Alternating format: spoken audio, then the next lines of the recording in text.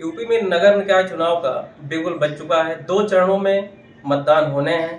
प्रथम चरण में लगभग आधे जिले यूपी के आ रहे हैं, जिसमें बलरामपुर भी प्रथम चरण में मतदान संपन्न होना है। इस बार रोचक मुकाबला बलरामपुर की नगर पालिका सीट पर देखने को मिलेगा, क्योंकि समाज से भी, प्रदेश स्तर के समाज से भी धीरेन्द्र प्रताप सिंह धीरू को भाजपा ने यहाँ प्रत्याशी बनाया है।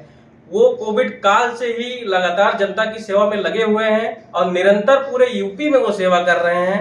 हालांकि बीजेपी को तो इससे बेहतर प्रत्याशी नहीं मिल सकता है, लेकिन उनके जो उनका कद है यूपी में, उस हिसाब से ये छोटा ही चुनाव उनके हिसाब से माना जाएगा। लेकिन उनको पार्टी ने अगर मौका दिया है तो वो दस से लगे हुए हैं। हम उन्हीं से जानेंगे कि उनके उद्देश्य क्या है नगर पालिका विकास के लिए, क्योंकि उनका भी घर इसी शहर में है। तो जाहिर सी बात है कि उनके मोटिव बहुत बड़े होंगे इस शहर के लिए। तो सबसे पहले तो आपका स्वागत है। आपका भी स्वागत है भैया। और क्या मुद्दे हैं आपके मन में जो बलरामपुर नगर के विकास के लिए जरूरी थे, अभी हुए थे? जरूरत में मुद्दे ये है हमारे कि जैसे यहाँ पे एक तो कम्युनिटी सेंटर होना चाहिए, उच्चतम बनना चाहिए, जिससे समाज के लोग कोई भी कार्यक्रम हो तो वहाँ पे कर सकें। एक शादी घर ऐसा होना चाहिए कि जहाँ पे 11,000 रुपया दे के कोई भी गरीब लड़की अपनी शादी करवा सके, उसका माँ बाप। और तीसरा सबसे बड़ा है जो यहाँ पे सीवर ड्रेनेज की कोई सुविधा नहीं है। नाली शहर में है ही नहीं कि बाढ़ में पानी आए तो उसकी कनेक्टिविटी जाके तालाब या नदियों में मिल सके। चौथा क्या है कि रोड ब्रेकर हमारे शहर में नहीं है। किसी भी एंट्री करिए रोड से, चारों दिशाओं से, वहाँ पे एंट्री करने पे ना आपको एक तो बिजली की सुविधा मिलेगी और ना रोड ब्रेकर है। पांचवा सबसे बड़ा शहर पूरा गंदगी के भरमार पे बैठा हुआ है। कोई भी कर्मचारी झाड़ू नहीं लगाना चाहता है, क्योंकि उसके इतने वेतन रुके हुए हैं। वो किन हाथों से रुके, वो बेचारा जब परिवार में जाता है तो खाने का नहीं है। वेतन तक का पैसा पिछले जो भी रहे पद पे उन्होंने नहीं भुगतान किया है। और समाज में जितने भी चौराहे थे, आज दुर्भाग्य है बलरामपुर का एक भी चौराहा कुसुम चौहान जी के द्वारा, जो अध्यक्ष थी भारतीय जनता पार्टी से, उनके द्वारा बनाए गए उन चौराहों को भी उसने तोड़ के खत्म कर दिया। एक भी चौराहा नहीं है। जितने पार्क है वो भी सुंदरीकरण नहीं है। हम वही चाहते हैं कि उनकी सुंदरीकरण हो, वहाँ बच्चों खेलने का लगे, ओपन जिम लगे, चौराहे बने। ऐसे ही काफ़ी हमारे विजन है कि जो पे होना चाहिए। चौराहों पे 24 आवर कैमरे लगने चाहिए, जो सिक्योरिटी पर्पज से होने चाहिए। तो ऐसे ही काफ़ी विजन हमारे हैं कि जो होना चाहिए।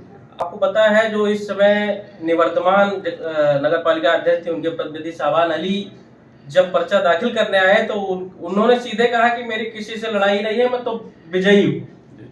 हाँ, उनकी किसी से लड़ाई नहीं है, वो चौथे नंबर से विजयी हैं, उसमें कोई कहने का भी नहीं है। और लड़ाई की शब्द ही नहीं है। जब से कमल का फूल खिला है तब से कोई भी विपक्षी लड़ाई में ही नहीं है। और इस बार आप देखिएगा पांचों का पांचों सीट निकलेगा और नगर तो पिछले 22 साल का रिकॉर्ड तोड़ के जीतेंगे हम लोग। ये जो पिछले अध्यक्ष रहे हैं, सपा बसपा के रहे हैं, आपने भी देखा है, आपका इसी शहर में घर है तो आपने विकास को भी बहुत नजदीक से देखा होगा। आप कितना संतुष्ट पाते हैं, कितना परसेंट इन लोगों ने काम किया होगा ईमानदारी से? इन्होंने परसेंट में अपना परसेंट लिया है, बाकी काम का कोई परसेंटेज सड़क पे नहीं दिख रहा है। कुछ विशेष वर्ग के सभासदों के मोहल्लों में काम हुआ है, बाकी जो समाज के उच्चतम विशेष वर्ग हैं उनके वर्ग में कोई काम नहीं किया गया है। नाले ऐसे भटे हुए हैं, अगर व्यक्ति अपने हाथ से सफाई ना करे तो उसका घर का पानी नहीं जाएगा। क्योंकि मैं जब से जाना शुरू किया हूँ अपना दौरा वार्डों में, तो लोगों को वो स्थिति देखा हूँ कि ऐसे गंदगी निकाल के उनके घर के सामने रखा हुआ है। ये स्थिति है।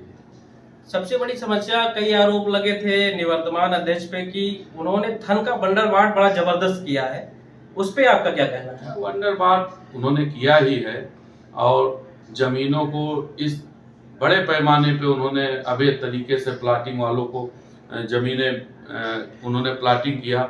इन्होंने पैसा लेके वहाँ पे तुरंत रोडें बनवा दी, नाली बनवा दी, बिजली खंभा लगवा दिया। तो ये कॉलोनी जो हमारे आज़ादी के बाद से बने हैं वहाँ कुछ नहीं काम हुआ है। जो नए प्लाटर हैं, जो पैसा इनको दे दिए, वहाँ पे सारी सुविधाएं दे दी गई हैं। तो ये तो हमारे शहर का दुर्भाग्य है। तालाबों को पाट पाट के इन्होंने काम किया है। कहीं ना कहीं शहर की व्यवस्था से भी छेड़छाड़ का आरोप है। व्यवस्था का ये स्थिति है कि आप एक नाला हमारे पास कुआं नाला था, अगर वो साफ होता तो शहर का पानी आज हमारे बाढ़ नहीं 100 साल वाली आती, पूरा शहर का पानी निकल गया होता। सिर्फ अगर पुकलैंड लगा के उसकी सफाई करा दी गई होती, उसकी यथा स्थिति को क्लियर कर देते तो बाढ़ आने का कोई सब्जेक्ट ही नहीं था, क्योंकि वो भी जमीनें सब कब्जा कर ली गई है किनारे। ये थे धीरेन्द्र प्रताप सिंह धीरू जी, जिन्होंने अपने मुद्दे बताए और अपना विजन भी बताया कि अगर जनता इनको चुन के भेजती है, अध्यक्ष पद पे मनोनीत करती है, तो शहर का रंग कुछ अलग होगा, क्योंकि इनका भी घर यही है, तो लगाव भी है, तो अच्छी व्यवस्थाओं की उम्मीद की जा सकती है। आनंद तिवारी, बलरामपुर।